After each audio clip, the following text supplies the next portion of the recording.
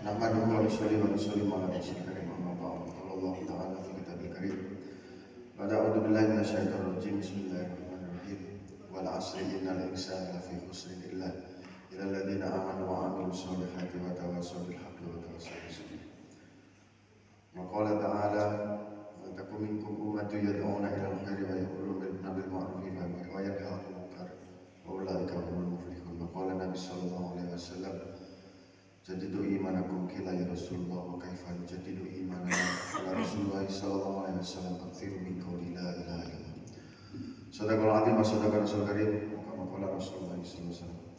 Bapak-bapak, ibu-ibu yang sama-sama mengharap ridha Allah Subhanahu wa taala, terutama terkhusus yang saya muliakan, kami banggakan Bapak Imam, Pak Ketua Pengurus Masjid, para aku-aku, para datuk, imam, para ulama, tokoh agama, tokoh masyarakat, Pak Jorong, Pak Wali, kali ada Pak Camat, ibu-ibu Pondok Bandung yang sama-sama mengharap ridha Allah Subhanahu wa taala. Puji syukur kepada Allah Subhanahu wa taala, pagi hari ini kita masih diberikan kesempatan oleh Allah Subhanahu wa taala untuk bisa melaksanakan salah satu perintah Allah Subhanahu wa taala. Salat adalah perintah Allah Subhanahu wa taala, berjamaah adalah mengikuti sunnah Nabi Muhammad sallallahu alaihi wasallam. Salawat serta salam senantiasa kita limpahkan, kita curahkan kepada junjungan kita Nabi besar Muhammad sallallahu alaihi wasallam. Bapak-bapak, ibu-ibu yang sama-sama menghargai Allah taala, alhamdulillah pagi ini Pak Kapolres muter-muter Pak. Sudah sampai di masjid ini masjid kami muter-muter di tanah datar yang ke 126. Banyak sedikit Pak, 126. Kami 4 bulan di tanah datar, alhamdulillah sudah sampai 126 masjid dan musola. Banyak atau sedikit Bu? Hah? Banyak Pak ya? Masjid di tanah datar ini ada 243. Masjidnya 243. Musolanya 656. Surau. Alhamdulillah sudah 126. Dan alhamdulillah kita bisa bersilaturahmi Bapak Ibu yang mulia. Tujuan utama kami sebenarnya Bu, Pak, kami mau minta sumbangan. Masih sama saya. Katanya orang Minang kan orang yang baik-baik hati. Masih kalau minta sumbangan dikasih. Ya Bu ya? Boleh Bu? Boleh minta sumbangan? Nah, rencananya sumbangan itu mau saya gunakan untuk renovasi. Saya punya kos-kosan Pak ini. Saya punya kos-kosan, saya mau renovasi. Kos-kosannya bagus Bu. Nah, nanti boleh Bapak Ibu boleh masuk sana boleh, atau anak kemenangan boleh masuk sana. Daftarnya sama Bapak kos itu. Nah, ini Bapak kosnya. Kos-kosannya bagus Pak. Kos-kosannya ada di tengah-tengah kantor. Dijaga pakai CCTV 24 jam dan jaga gantian piket. Dapat makan gratis 2 kali sehari. Cuman kalau udah masuk 60 hari nggak boleh keluar. Ada jerujinya, warnanya hitam. Nah itu kos-kosan saya.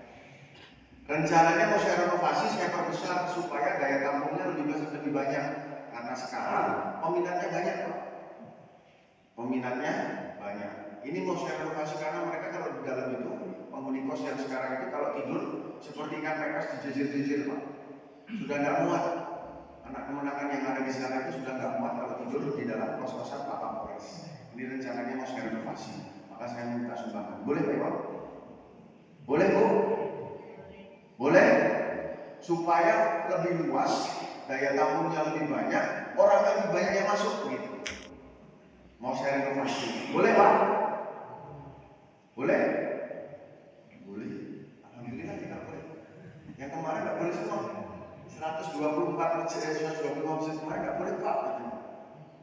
Sekali lagi saya tanya Bu, boleh nggak saya renovasi kos-kosan saya? Saya minta sumbangan, boleh? Baik sekali orang sini. Yang kemarin nggak boleh disyukurin Pak, suruh siapa masuk penjara katanya gitu. Sini kok boleh ya? Sekali lagi saya tanya, saya mau renovasi supaya saya perluas, saya lebar, supaya daya tampungnya lebih banyak, syukur-syukur semua orang-orang datang bisa masuk. Hah?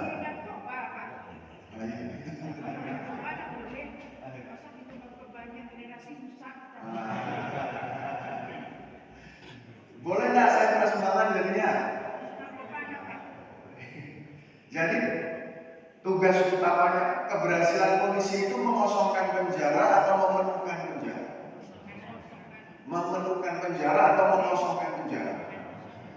Jadi saya boleh minta sumbangan buat membesarkan penjara, tidak boleh? Bikin boleh Pak. Kalau boleh saya beli, saya ambil. Bapak Ibu yang saya hormati, saya muliakan, sekarang penghuni penjara saya Pak, semenjak saya datang ke sini, ada yang sudah lulus 171 yang sudah lulus. Predikatnya memuaskan mereka. Kumloh yang sekarang di dalam ada 17. Yang semuanya orang Islam. 188 tadi, kalau dicek ngaji, yang nggak bisa ngaji cuma 2 orang. Ngajinya alif fathah. Ini kira-kira ini fenomena ini aneh atau normal atau biasa saja? Yang di negara, di kabupaten yang ada bahasa di sana, bahasa di Kitabullah, yang punya Sumas Hati Bukit Marapalang, yang namanya Luwak Nantumo, tapi prestasi masuk penjaranya jempol. Aneh atau tidak? Harusnya kosong kan begitu Pak. Tapi ini kalau udah tidur di sana Pak, berjejer-jejer kayak ikan kakis. Penuh Pak. Maka ini Bapak Ibu ya, ibu-ibu yang berbahagia, Pak Kapolres muter-muter itu mau menawarkan Bapak sama Ibu, mau minta kerjasama. Ini mau diselesaikan atau dibiarkan saja? Diselesaikan atau dibiarkan saja? Kalau dibiarkan saja Pak, ya sudah, saya tangkap. Makin lama makin penuh penjara kayak gitu. Kalau mau diselesaikan, saya mau minta bantuan sama Bapak sama Ibu, supaya kita selesaikan sama-sama. Mau tidak? Mau tidak Pak? Apa fenomenanya? Yang kedua, apa penyebabnya? Yang ketiga, bagaimana cara menyelesaikannya? Yang keempat, siapa yang menyelesaikan? Siapa yang bertanggung jawab? Setuju Bapak Ibu? Sampai jam berapa nih? Nanti kalau selesainya zuhur bagaimana? Bapak Ibu yang sama-sama saya hormati, saya muliakan. Fenomena ini Pak, kalau saya tanya, mereka-mereka yang ada di dalam penjara yang jumlahnya 188, kalau saya tanya, semuanya mereka rata-rata menjawab kalau sebenarnya mereka tidak boleh melakukan perbuatan yang mereka lakukan. Tidak, masalahnya apa? Narkoba. Boleh nggak kamu jual narkoba? Mereka bilang, nggak boleh. Kamu ngapain? Nyolong kambing. Memang boleh nyolong kambing? Nggak boleh. Kamu ngapain Pak? Kamu perkaranya apa? Cabul Pak. Memang boleh cabul? Nggak boleh. Mereka semua tahu tidak boleh melakukan perbuatan yang mereka lakukan sekarang, tetapi mereka tetap melakukan. Ini fenomenanya Bapak Ibu. Ini seperti zaman jahiliyah zaman dulu. Bapak Ibu tahu zaman jahiliyah? Zaman jahiliyah itu zaman apa? Zaman kebodohan. Rata-rata orang mengatakan zaman jahiliyah itu zaman kebodohan. Tapi kalau saya mengatakan bahwa jahiliyah itu bukan bodoh. Tahu tapi sengaja. Muslim kita Pak di dalam penjara, anak-anak kita dalam penjara, hatinya masih jahiliyah. Mereka tahu tidak boleh melakukan, tetapi tetap melakukan. Itu namanya jahil. Anak SD Pak, tidak boleh namanya kawan-kawan kepala begini, betul? Tapi karena jahilin temannya, jahil begini dan Pak akhirnya berkelahi. Jahil kamu jadi anak begitu. Ada tembok dicat sama Pak ketua masjid, dicoret-coret sama anak muda pakai pilok, banyak. Kamu tahu nggak? Ini tidak boleh dicoret-coret. Dia bilang, tahu. Tapi karena jahil, coret-coret tembok. Betul? Jadi jahiliyah itu bukan bodoh Pak, tapi tahu, tapi senang. Alhamdulillah hari ini Bapak Ibu ya, mudah-mudahan hati kita sudah tidak jahil. Hanya agama dalam diri seseorang yang mengakibatkan manusia jahil, berani bersekutukan Allah, rusaknya agama, yang akhirnya imannya juga rusak. Nabi SAW sabdakan, di dalam diri manusia ada segumpal daging, kalau baik daging itu maka baik seluruhnya, kalau buruk daging itu maka buruk seluruhnya. Dagingnya namanya kolbu, hati tempatnya agama, tempatnya iman. Jadi Pak, ada pembuktiannya. Daging rusak maka imannya rusak, turunan ke bawahnya rusak semua. Apa turunan ke bawahnya? Iman rusak mengakibatkan ibadah rusak, ibadah rusak mengakibatkan muamalah rusak, muasyarahnya rusak, akhlaknya rusak. Imannya baik karena hatinya baik menyebabkan ibadahnya baik, muamalah baik, muasyarah rusak baik, akhlaknya juga akan baik. Terbukti Pak, yang 188 yang kami tangkap seluruhnya ketika sebelum ditangkap Pak tidak pernah sholat. Iman, ibadah, muamalah, ibadah di sini Pak sholat. Padahal dalam Quran disebutkan inna sholata tanha 'anil fahsya'i wal munkar. Mencegah perbuatan keji dan munkar. Karena sudah tidak sholat Pak, karena agamanya rusak, imannya rusak, tidak sholat, ibadahnya rusak, akhirnya dia berani melakukan perbuatan fahsya wal munkar, tidak tercegah dari perbuatan fahsya wal munkar, melakukan kejahatan, akhirnya ditangkap sama bapak-bapak polisi, masuk penjara sekarang. Nah sekarang kita cek keadaan jorok kita. 120 itu masjid dan musola masing-masing. Masjid bisa naik, musola bisa turun. Kita ambil 120 saja. Udah dibagi per masjid Pak. Yang tadi hadir sekitar 2 sab itu berapa Pak? Ada 80? Lebih kurang, dikurangi 80. Yang 40 kemana Pak?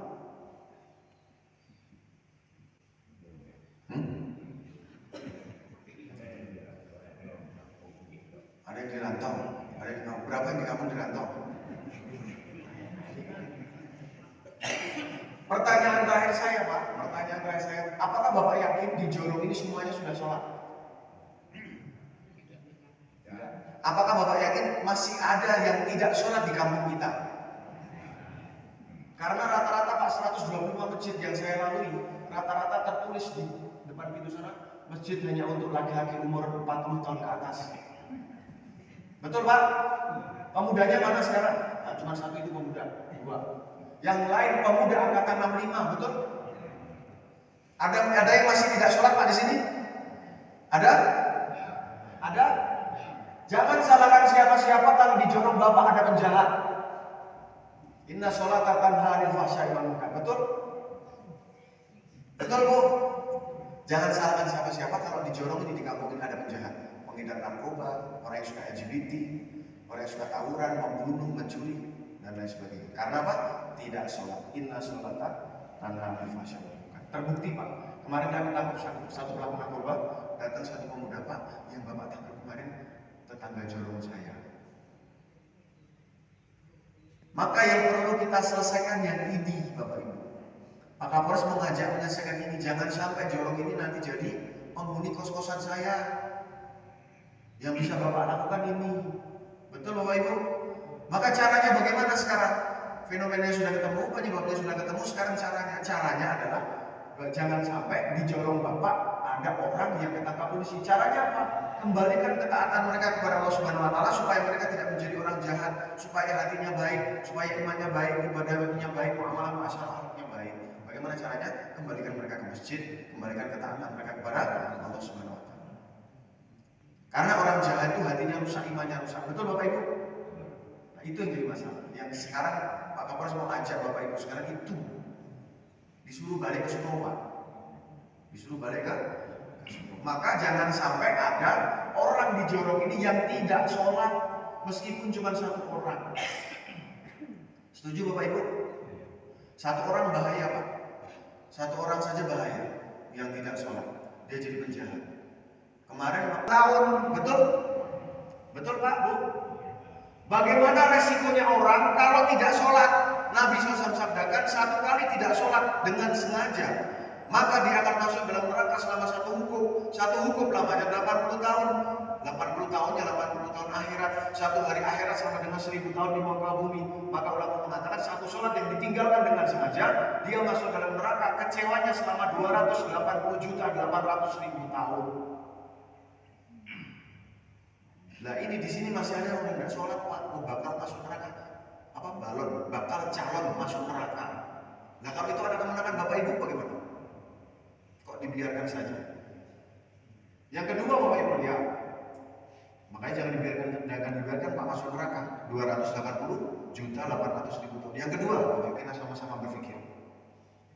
Kalau orang Palestina yang di Gaza, meskipun tidak semuanya orang Palestina menderita, yang di Gaza itu ketembak, kelaparan, kena bom, mati. Status matinya mati syahid. Mati syahid masuk surga. Tetangga sebelah kita, tetangga tembok belakang rumah, nggak sholat. Kalau mati masuk neraka. Betul? Ada 2 orang kecelakaan, jebret, jatuh dua-duanya. Satunya dengkulnya lecet, yang satunya kakinya patah. Yang ditolong yang mana dulu Bapak Ibu? Yang kakinya patah. Ada dua orang mau mati, satunya mati mau masuk surga, satunya mau mati masuk neraka. Yang ditolong yang mana dulu? Itu maksud saya. Kenapa Bapak Ibu teriak-teriak Palestina, tapi Bapak Ibu tidak teriak-teriak ada kamu di kampung Bapak satu orang tidak sholat? Kenapa tidak teriak-teriak? Yang penting saya sudah sholat, istri saya sudah sholat, anak saya sudah. Orang tidak sholat bukan urusan saya. Oh, Nabi marah Pak. Itu maksud saya. Kenapa Bapak Ibu tidak teriak-teriak? Maka Bapak Ibu lihat, caranya mengembalikan 100% laki-laki balik masuk ke dalam masjid. Yang harus masuk ke dalam masjid. Tidak bisa tempat lain Pak. Untuk memperbaiki orang imannya rusak, agamanya rusak, tidak bisa tempat lain. Hanya khusus di masjid. Contohnya Pak, imannya rusak. Dibawa kemana? Masjid. Tidak bisa dibawa ke puncak Batu Bapak Ibu. Apalagi ke Danau Singkara, dijorokin begitu, nyemplung nanti pulang-pulang jadi ahli masjid. Tidak bisa. Harus dibawa ke masjid. Makanya sekarang targetnya Bapak Ibu lihat 100% laki-laki balik masuk ke dalam masjid ketika azan berkumandang untuk melakukan sholat berjamaah. Karena yang paling jahat itu Pak, rata-rata memang laki-laki Pak. Kalau emang ibu sunnah kalau ibu. Kalau masuk dalam masjid itu sunnah, bisa sholat di rumah. Tapi kalau bapak dianjurkan untuk sholat ke masjid. Pak, tidak ada Pak perintahnya masuk dalam masjid. Memang tidak ada Pak. Baca dalam Quran tidak ada memang. Tidak ada perintah sholat di masjid. Tetapi secara tersirat ada. Warka'u ma'ar raki'in. Ruku'lah kamu bersama dengan orang-orang yang ruku'. Yuqimuna sholat, mendirikan sholat, akimi sholat ala dzikri. Dirikanlah sholat untuk mengingatku kata Allah. Itu untuk perintah tunggal. Dirikanlah sholat, akimi sholat. Kalau mendirikannya rame-rame, yuqimuna sholat sebagaimana kalimat Islam. Satu orang muslim, kalau banyak orang muslimat, muslimin, muslimun. Kalau mendirikan sholat akim, mendirikannya sholat rame-rame, yuqimuna sholat. Jadi memang tidak ada perintah langsung, tetapi tersirat ada perintah untuk berjamaah.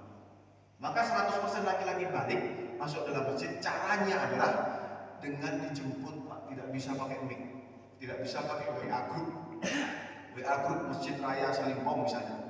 Tidak bisa. Karena apa?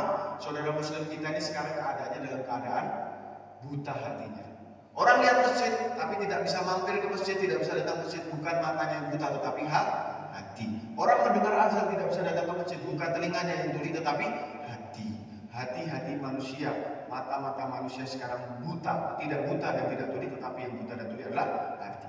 Kalau ada orang buta dan tuli duduk di tengah rel kereta api, apa yang kita kerjakan?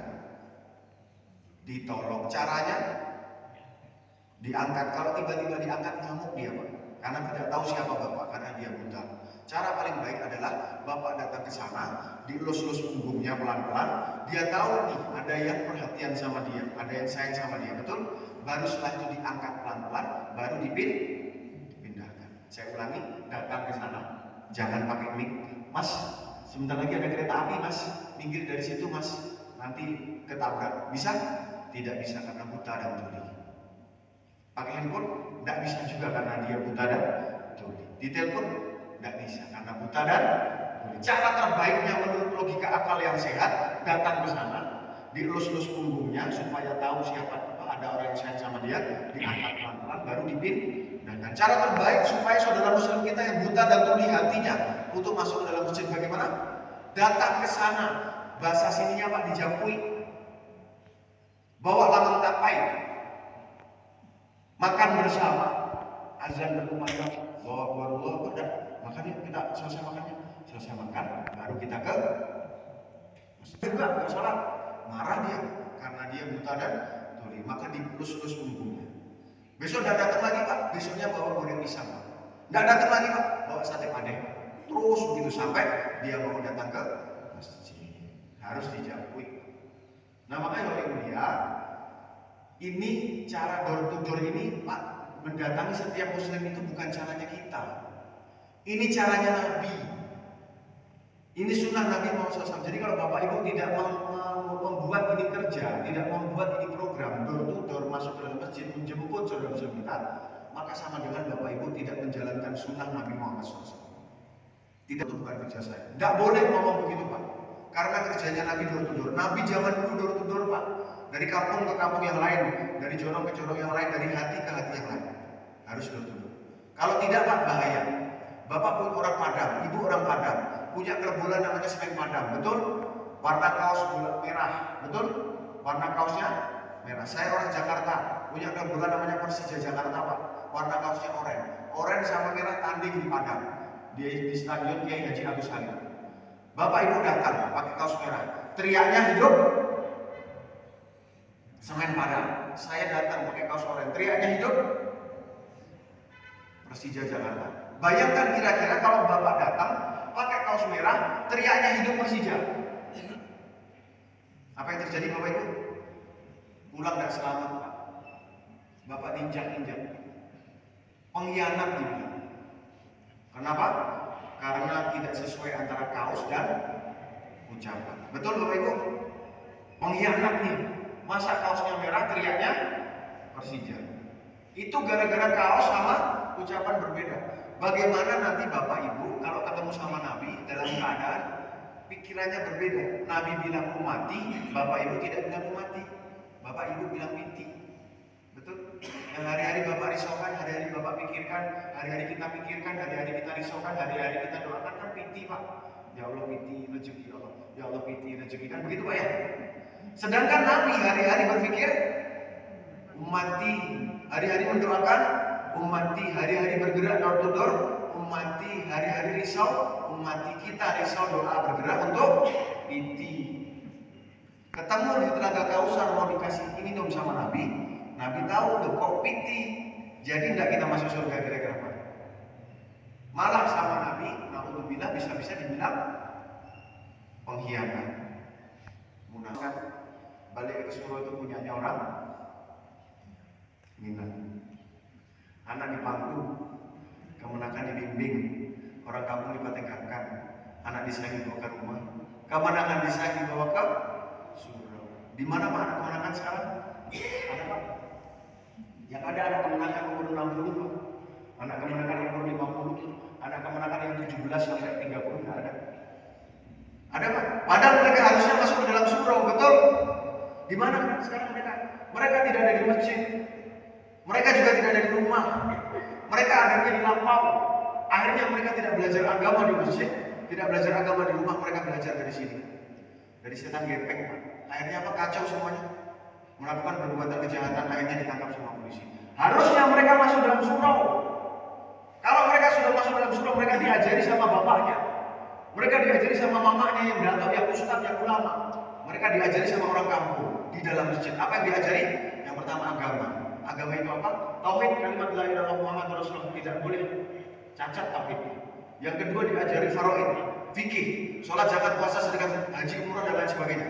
Yang ketiga diajari Quran, membaca dan menghafalkan. Betul Bapak Ibu? Yang kedua diajari adat di dalam masjid, di dalam surau, oleh mamanya yang datuk, oleh mamanya yang juga ulama. Apa yang diajari? Adat, adat bersama adat, adat teradatkan, adat diadatkan, adat istiadat dengan kampung. Betul Bapak Ibu? Yang ketiga diajari adab. Apa itu adab? Sopan santun. Lewat apa diajarinya?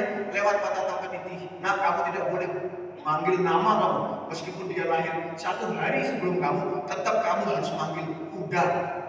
Diajari goro, diajari silek, diajari bekal sebelum merantau, diajari musyawarah menyelesaikan masalah dalam hal mufakat. Betul Bapak Ibu? Tapi mana sekarang mereka? Di mana mereka sekarang? Tidak ada. Yang ngajari juga tidak ada, karena tidak datang ke masjid. Maka akhirnya rusak semua.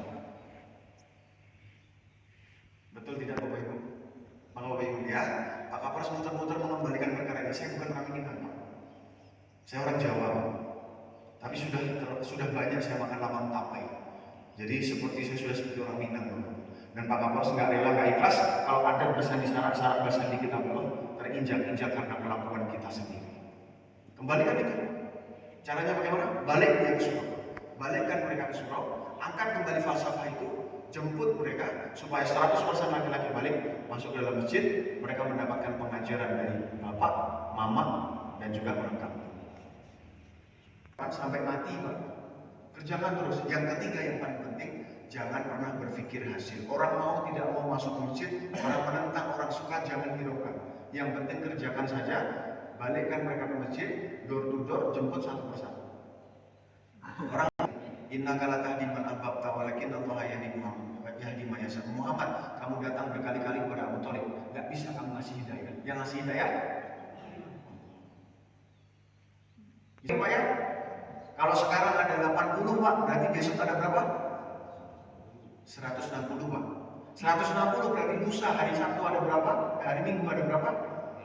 320. Sudah bensin berapa Pak? 15.000. Sudah sholat belum? Belum Pak. Sholatlah di masjid 27 derajat. Berkah rezeki makmur di kampung kita. Insya Allah ya. Beli goreng pisang. Assalamualaikum. Udah. Beli goreng pisang berapa Pak? 5.000. Sudah sholat belum? Belum Pak. Sholatlah di masjid 27 derajat. Nanti membuat kita ini di dalam kubur tenang. Begitu Pak. Maghrib sampai Isya, Bapak tidak ada kegiatan door to door. Assalamualaikum. Keliling-keliling silaturahmi, menambah makmur, memberkahkan rezeki. Sebentar lagi mau Isya. Boleh kita ke masjid? Insya Allah ya. Nah, kita ke masjid. Nah, ayo kita ke masjid. Keliling-keliling dari warung ke warung, dari rumah ke rumah. Begitu Pak cara. Mudah tidak Pak? Mudah tidak? Mudah. Itu saja yang perlu saya sampaikan. Mungkin sekali lagi Pak Kapolres mengajak seluruh masyarakat Tanah Datar untuk bisa memakmurkan kembali masjid. Karena hanya itu senjatanya. Karena menurut orang Minang hanya ini senjatanya Pak. Balik di surah itu sesuai dengan Quran. Basandi kitab Allah. Jangan kita mengkhianati daripada apa yang telah ditetapkan oleh Nabi SAW dan juga yang telah ditetapkan oleh para datuk, para ulama zaman dulu. Kalau ada yang salah mau dijelaskan, subhanallah wa bihamdi, subhanallah wa bihamdika, asyhadu an la ilaha illa anta, astaghfiruka wa atubu ilaik. Assalamualaikum warahmatullahi wabarakatuh.